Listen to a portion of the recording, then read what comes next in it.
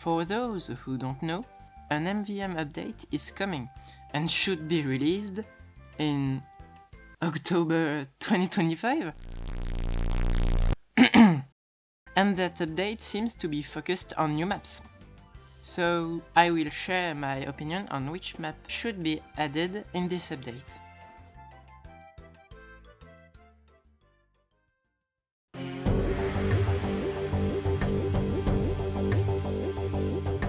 Underground is a map which is underground. It has a dark and mysterious vibe, which is very cool and unique compared to other maps.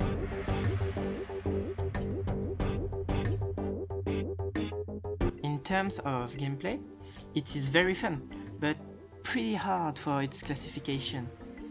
The advanced missions look like Valve's expert missions, and sometimes there's a tiny bit too much of custom robots.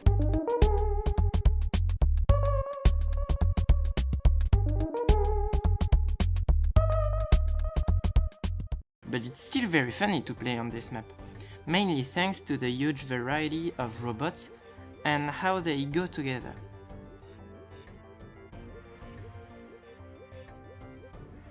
Underground should be added, mainly for its atmosphere.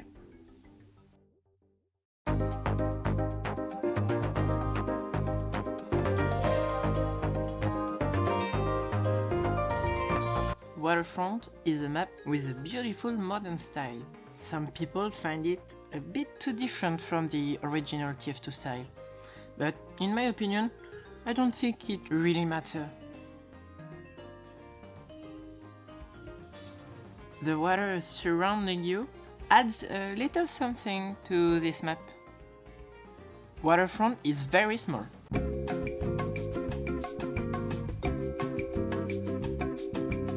And has a lot of verticality.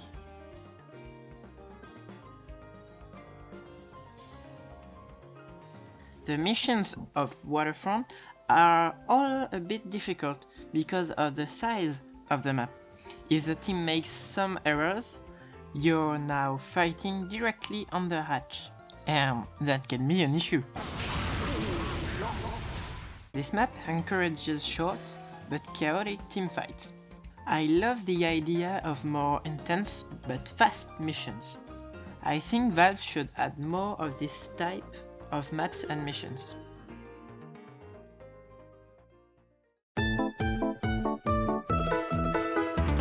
Seoa is one of the most famous custom MvM maps, and for a good reason. It is stunning as hell. MvM definitely needs more maps of that kind. Seoa is huge!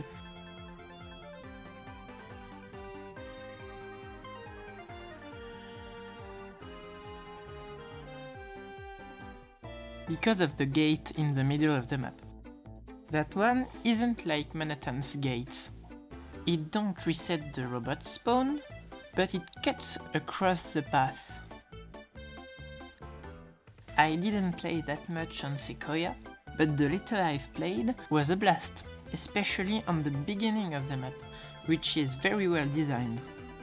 By the way, I really like the gate tank, he looks awesome. I hope that Seoa will be added, and thanks to its vibe and its concept, I think it will be added.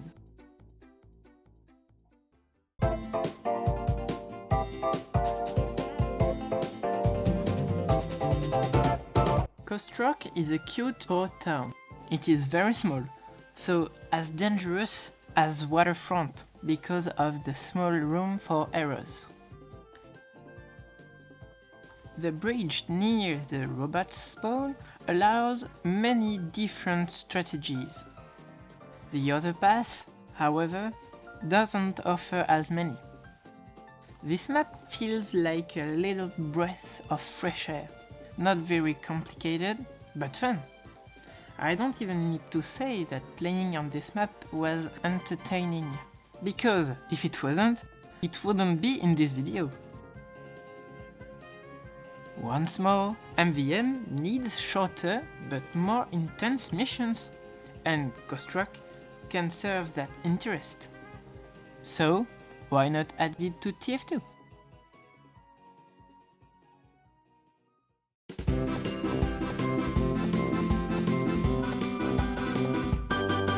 Flowerfield is a field with flowers. Just look, it's beautiful! And there are flowers! This map is short, as Waterfront and Ghost Rock, is hard because of its size, as Waterfront and Ghost Rock, and has a unique style and vibe, as Seoa and Underground. More seriously, each path have an interesting way to be exploited, with high grounds or obstacles that can provide some protection. Every classes can be strong, but not overpowered. There isn't some godlike rocks or sentry spots. Sniper can have some good sightlines, but not overpowered. I like every little maps because they encourage teamwork. There's a team in Team Fortress 2. Flowerfield should be added because there are flowers! I've made 2 tours with these maps, with different difficulties and rewards, so let's see them!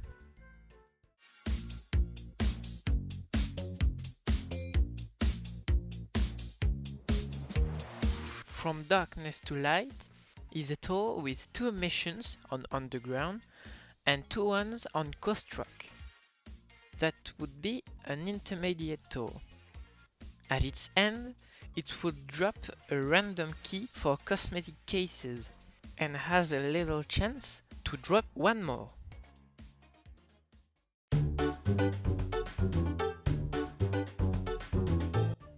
Colorful Scrap Metal Strike is another tour with Seoa, Waterfront and Flowerfield. It would have 1 mission on each map. That would be an advanced tour. At its end, it would drop a new random war paint. There are plenty of it on the workshop. There might be a chance to have a key of a war paint case. The 2 tours would have a chance to drop the new Tier 2 Australians. I really hope there will be some. That was really fun to do this video. I hope you enjoyed it. See ya!